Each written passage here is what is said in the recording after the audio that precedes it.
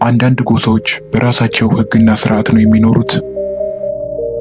አለባበሳቸው፣ አኗኗራቸው ያልተለመደና አስፈሪ ነው። በዛሬ ቪዲዮ ማንም የማያውቃቸው አስፈሪና አስገራሚ ጎሳዎችን የምናይ ይሆናል። ከመጀመራችሁም በፊት ሰብስክራይብ በማድረግ እስከ መጨረሻው ተከታተሉ። በመጀመሪያ ላይ በኒው ጊኒ የሚገኘው ሚስጥራዊ ጎሳ አለ። እዚህ ጎሳ ውስጥ የሚኖሩ ሰዎች ወደ ታች የሚፈሰው ውሃ በመናፍስት ይጠበቃል ብለው ነው የሚያስቡት። የሚለብሷቸው ልብሶችም ከአምልኮ ጋር የተገናኙ ሲሆኑ ማደን፣ አምልኮ ማድረግና ይህንን ወንዝ ከውጭ ሰው በመጠበቅ ነው የሚኖሩት። ሁለተኛ፣ የማሽኮ ፒሮ ጎሳዎች የሚገኙትም በአማዞን ጫካ ውስጥ ሲሆን የሚኖሩት በማደንና አሳ በማጥመድ ነው። እነዚህ ጎሳዎች እንደ ሌሎቹ መኖሪያ ቤታቸውን አይገነቡም። ይልቁኑ ቋሚ የሆነ መኖሪያ ስለሌላቸው እነሱን ለማወቅ አስቸጋሪ ነው። በሶስተኛ ላይ ያሉት ጎሳዎች ደግሞ በኒው ጊኒ የሚገኙ ሲሆን ማስክ፣ መሳሪያና ሰውነታቸውን ነጭ ይቀባሉ። ይህን የሚያደርጉት አንዱ የአምልኮ ስርዓታቸው ስለሆነ ነው።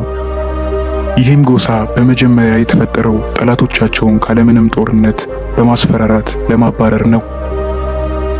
እነሱም እንደዚህ በመልበስ ሌሎች ጎሳዎች እንዳይደርሱባቸው ሲያደርጉ ኖረዋል። አራተኛ፣ የቺቡ ጎሳዎች። እነዚህ ጎሳዎች እንደ ስኬለተን ሰውነታቸውን ነጭ በመቀባት አምልኮ ያደርጋሉ። እነዚህ ጎሳዎችም በግብርናና በአሳማ እርባታ ነው የሚኖሩት። አምስተኛ፣ የቱንድራ ጎሳዎች። በዚህ አካባቢ መኖር በቅዝቃዜው ምክንያት በጣም ከባድ ነው።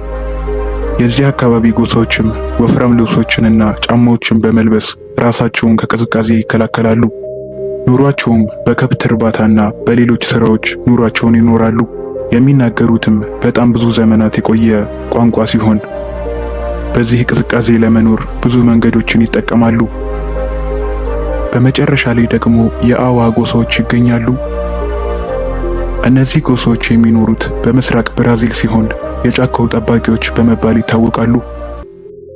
የሚኖሩትም በግብርናና በማደን ነው። እነዚህም ጎሳዎች የውጭ ሰዎችን ሲመለከቱ ጠላት ነው ብለው ስለሚያስቡ ቀስት ይወረውሩባቸዋል። ከነዚህ ጎሳዎች ጋር ንክኪ ማድረግ አይፈቀድም። ምክንያቱም ደግሞ አንድ በሽታ እንኳን ከተላለፈባቸው ሕይወታቸው አደጋ ላይ ይሆናል። ምክንያቱም ደግሞ ሕክምና ማድረግ አይችሉም። ለዛሬ ያስኩላችሁ ቪዲዮ ይህንን ይመስል ነበር። ቪዲዮ ከተመቻችሁ ላይክ እያደረጋችሁ በሌላ ቪዲዮ እስክንገናኝ ሰላም ቆዩ።